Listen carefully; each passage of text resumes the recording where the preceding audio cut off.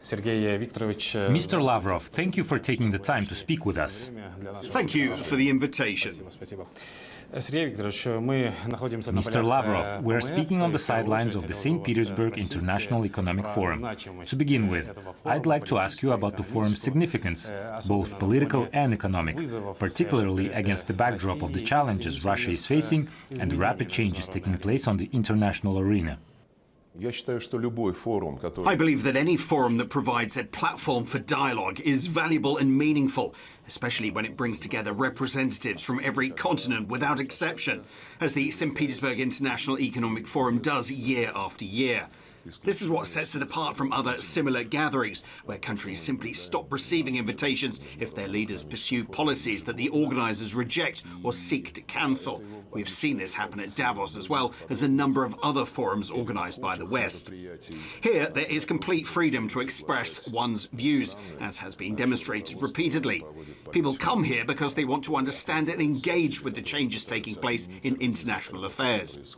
By those changes, I mean, of course, the emergence of the era of multipolarity, the transition from a Western-centric model that dominated the world for the past 500 years to a polycentric system in which new centres of power and civilization states such as China, India, Russia, Iran, as well as African and Latin American nations will occupy a place that reflects their real standing in the world, their economic development and their contributions to global culture and technological process. At the global level, BRICS is a prototype of this emerging polycentric world order. In Eurasia, it's the SCO. Importantly, the members of these groupings do not isolate themselves from the rest of the world, including our partners. Within such frameworks as APEC and the G20, the leading member states of BRICS and the SCO work alongside the West, primarily the G7 countries, though not exclusively, as they continue to advocate their positions. The fact that APEC and the G20 continue to exist, and that within these frameworks the West is compelled, while still trying to preserve its dominance, to make compromises, is already significant in itself. That said, the G20 is now facing a very serious challenge because of a US decision which is due to host the G20 summit in Miami later this year. The Americans have decided not to invite South Africa. In fact, it would not even be accurate to say they have decided not to invite South Africa. Rather, they have unilaterally decided to exclude the country altogether. This is, of course, completely unacceptable. We're currently formulating our position on the issue within BRICS and through other diplomatic channels, and it will be one of the key topics at the upcoming G20 meeting. But to return to your question, the SPIEF is one of those venues where every major current in world politics is represented and all the principal centres of economic growth are present at a highly authoritative and influential level. What also makes this forum unique is that it facilitates dialogue not only among different countries and socio-political systems, but also among heads of state, government leaders, cultural figures, scientists and civil society organisations. It is an extremely valuable forum that fosters a genuine exchange of perspectives. The same issues are often discussed simultaneously at roundtable sessions that bring together both official and independent experts and professionals. Away from Western hegemony, as you put it, who is primarily represented here? Today we see a strong presence from the Arab world, with Saudi Arabia being one of the guest countries. What does that indicate? A growing focus on strengthening ties with the Arab region and the Gulf states? Arab countries have always been active SPIEF participants. Every year, representatives from across the Arab world attend. Other members of the Gulf Cooperation Council are present as well. The UAE, for example, has a very substantial delegation that takes an active part in the discussions, as do many of our other partners from the region. I believe we have close, substantive, constructive and friendly relations with the 6 Gulf states and with the Arab world as a whole through the League of Arab States. In general, we seek to build these kind of relations with all countries. Since you mentioned the Gulf, however, we cannot ignore what is happening there as a result of the US-Israeli aggression against the Islamic Republic of Iran. I have no doubt whatsoever that one of the objectives behind this reckless undertaking was to disrupt the process that had begun to take shape, the rapprochement and normalization between the Arab states and Iran, particularly within the broader discussion about the future of the Gulf region and its surrounding areas. Russia has put forward a security concept for the Persian Gulf region. We have recently updated it and circulated the revised document to our colleagues in the GCC. We've also sent it to Tehran and are now waiting feedback. In fact, all this took place just a few days ago. The move towards a polycentric and multipolar world, however, will inevitably be a complicated process. I mentioned BRICS earlier, and among its members today are both Iran and the UAE. Against the backdrop of ongoing conflicts, and since you mentioned BRICS, what role does this organization play in maintaining the balance of power and stability in the region? Simply having a platform for dialogue is important in itself. On May the 15th, in mid-May if I recall correctly, BRICS foreign ministers held a meeting attended by both Iran and the UAE. There was a fairly heated exchange between them, but even so, India, which chaired the meeting, along with other BRICS countries in attendance, worked to find ways of encouraging dialogue between the UAE and Iran. Sooner or later, that dialogue has to take place. We can already see a willingness on the part of several other Arab states, including Saudi Arabia, to engage in such a process. And of course, those who set this whole chain of events in motion have no desire to see closer relations between the Arab states and Iran. In fact, they do not even want to see a normalization of relations. Russia's concept is built around precisely that objective. First and foremost, it calls for non-aggression. Incidentally, Saudi Arabia has recently begun discussing the idea of a non-aggression pact. As a first step, that would certainly be useful. But there are many additional measures that could follow, including agreements on transparency in military activities, limitations on military deployments and exercises, and other confidence-building measures. I hope that common sense will prevail and that the countries of the region will start working out arrangements that allow all participants to coexist peacefully without fear of military threats. This is what we advocate, continuing to work toward that goal with our Arab partners. In your view, what is preventing that from happening at the moment?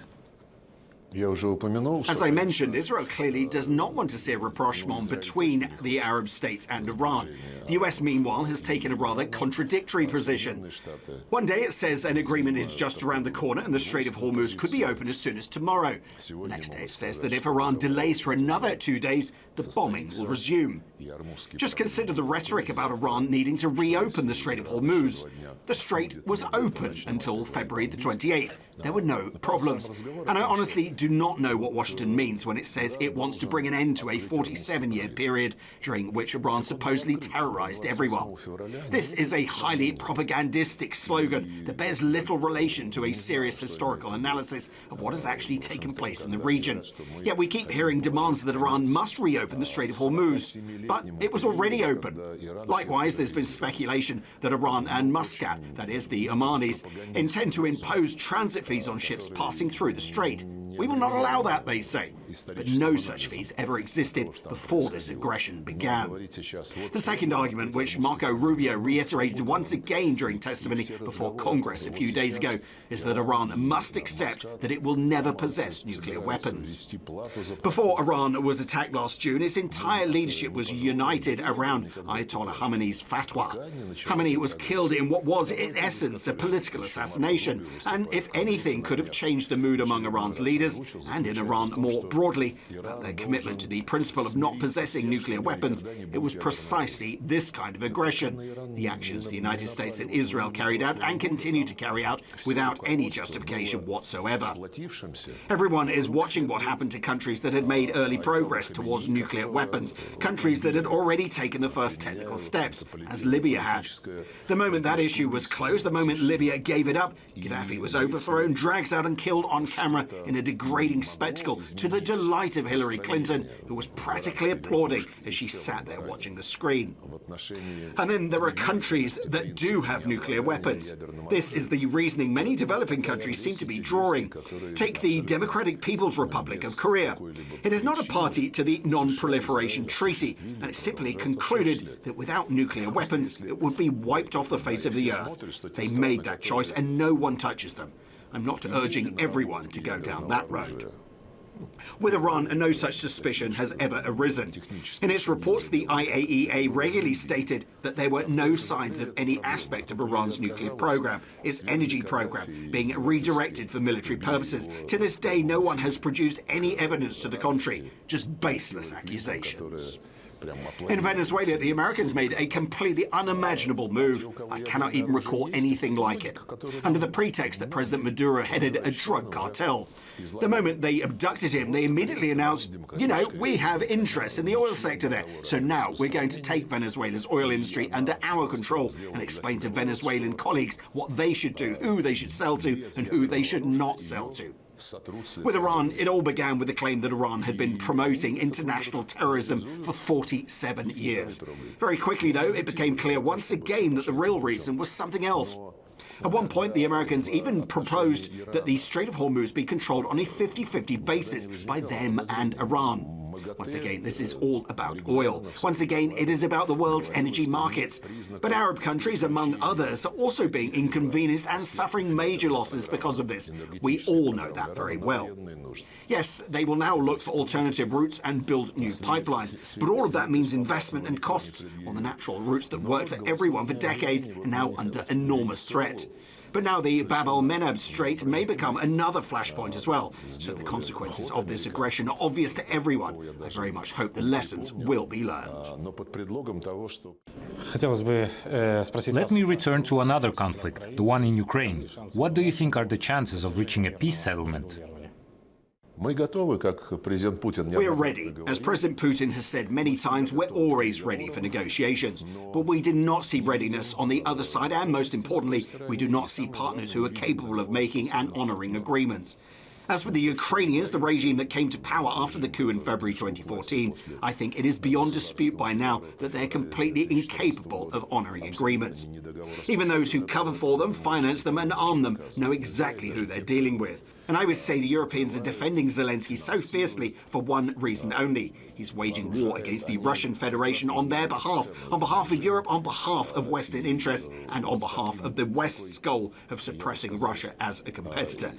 That is what they tried to do on the eve of World War I, during World War II, and on many other occasions. The Crimean War too was waged by Western countries in that same ideological vein. Now, we're beginning to hear statements from European capitals saying that, yes, perhaps they should talk to Russia after all, but only on their terms. They will decide when to talk and what to talk about. At the same time, I do not want to quote her, but she is still the head of the European Union's Foreign Policy Service, Kaja Kallas, when she says, we demand that Russia sit down at the negotiating table, but first let it reduce its army, reduce its weapons, and agree to some kind of ceiling. And then she openly states, as many other European representatives have, that Europe will not be a mediator at the negotiating table. Then what will Europe be? The side dictating the terms, presiding over Russia's capitulation? Europe has deceived both Russia and the rest of the world again and again over Ukraine, starting with the coup that took place just one day after France and Germany, represented incidentally by the current President Steinmeier, along with Poland, guaranteed the peace agreements between the then president of Ukraine and the opposition. The next morning, the opposition trampled those guarantees underfoot, and the West pretended these were simply the twists and turns of the democratic process. A year later, in February 2015, came the Minsk agreements, again with Germany and France signing on, and the whole thing was approved by the UN Security Council. And all of it collapsed. What's more, both Merkel and former French President Hollande, who signed the document on France's behalf, later said that they had only needed to buy time and that no one had wanted to implement those agreements. They needed to gain time to arm Ukraine for a more active war against the Russian Federation. The West had plenty of chances to act as a mediator, yet now the European Union says, we're not mediators, we're firmly on Ukraine's side. I was surprised that Marco Rubio said the same thing the other day when he spoke in Congress. He said he would like the conflict in Ukraine to end this year, but he did not rate the chances very highly because the sides were not ready to make concessions, Russia in particular. That is a very strange thing to hear from someone who took part in the meeting in Anchorage on August the 15th of last year, where President Putin accepted President Trump's proposal on the initial steps that would make it possible to stop the fighting and move on to negotiations on all aspects of a political settlement. And it was very strange that after we agreed to the United States proposal in Anchorage, Washington began to shift its position. Instead of advancing those same proposals in its dealings with Ukrainians, it is now pretending that the parties should sort things out themselves. This is not a very consistent position. In his remarks to Congress, Marco Rubio not only said that Russia in particular was not ready to make concessions, he also said the United States is not a mediator because the United States consistently supports Ukraine and continues to supply weapons and military equipment in the quantities required. So, given all that, when people tell us, you're not ready for talks, I can only repeat, we have been ready many times over. More than that, we've not only been ready, we've actually held talks, supported them, and signed the relevant documents. It is the West that cannot be trusted to keep its agreements. Its approach is, I'll promise something now, then stall for time, and then either the donkey will die or, how does that Arab proverb go? That is a dishonest approach. Take unilateral gains, build on them, demand more concessions, and keep going. Unfortunately, that approach is now dominant. Now, given what Marco Rubio said, with whom I have a working relationship, just 2 weeks ago we discussed the current situation around Ukraine by phone. Given what he said about supporting Ukraine, there is essentially no difference anymore between the substance of the United States approach and Europe's approach. Washington's outward framing is, of course, much more positive because ever since Donald Trump returned to the White House for his second term, the United States has always spoken in favor of dialogue with Russia. The presidents are in regular contact. Apart from Anchorage, they've spoken many times by phone. Rubio and I met in person a couple of times, and we stay in touch by phone. And in that same appearance before Congress, Marco Rubio said that dialogue is always necessary and that the United States will never reject dialogue. Credit where credit is due. But dialogue by itself is not the only thing that matters, although it does matter. What also matters is implementing what's been signed.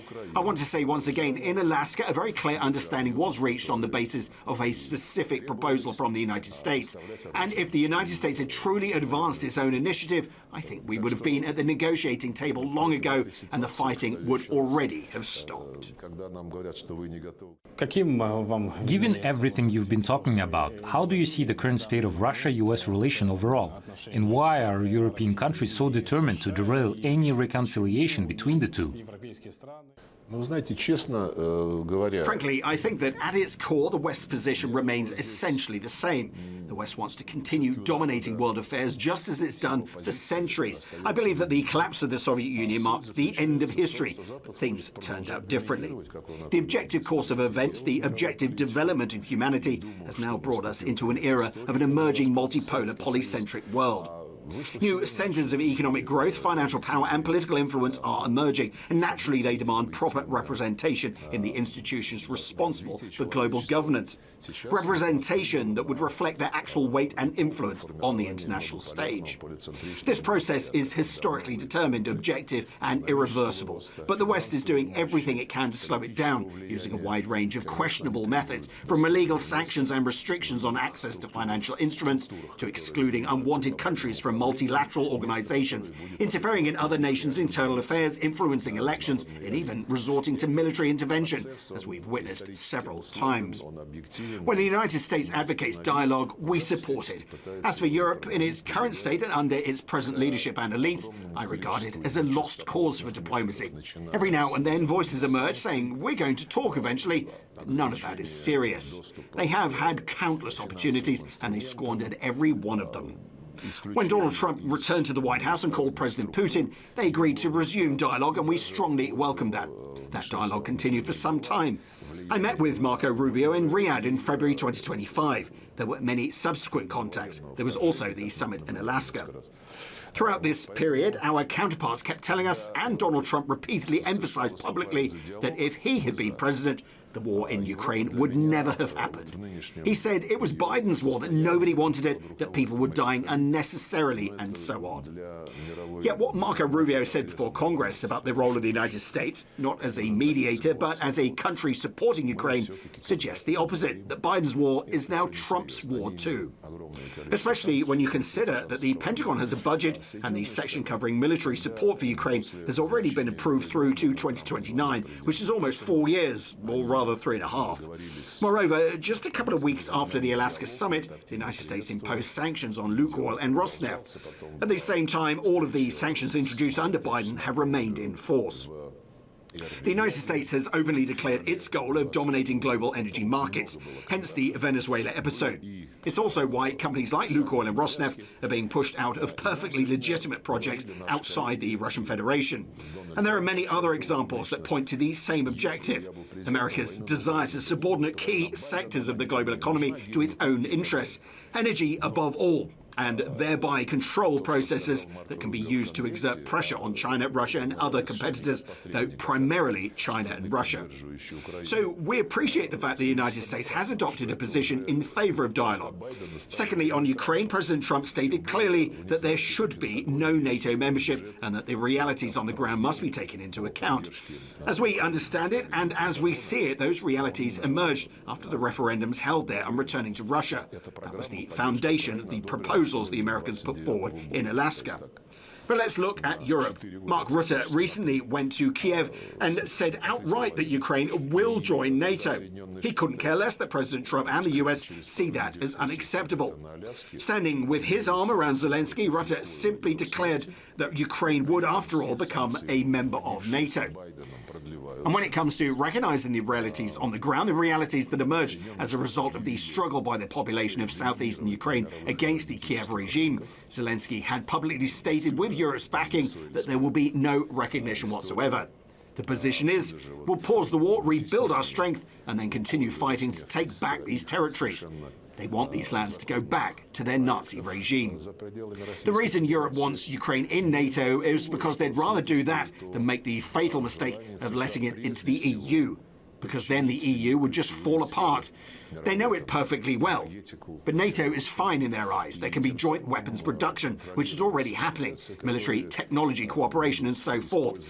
At the same time, Europe says, stop the Russians, impose conditions on them, and we, the Europeans, will provide security guarantees to Ukraine, to whatever remains of Ukraine after a ceasefire. What that means is that they want to preserve the current Nazi regime indefinitely without requiring it to comply with the UN Charter, with numerous international conventions, or even with its own constitution, all of which contain provisions guaranteeing linguistic, religious and other rights for national minorities. Russians are, of course, not a minority in Ukraine, but their language, culture, education and media have been outlawed by legislation. Europe wants to perpetuate this situation while maintaining a permanent foothold from which threats can be directed against Russia. And as they said before, fight to the last Ukrainian. Minister Lavrov, thank you very much for this substantive interview. Best of luck with your work at the forum. Thank you.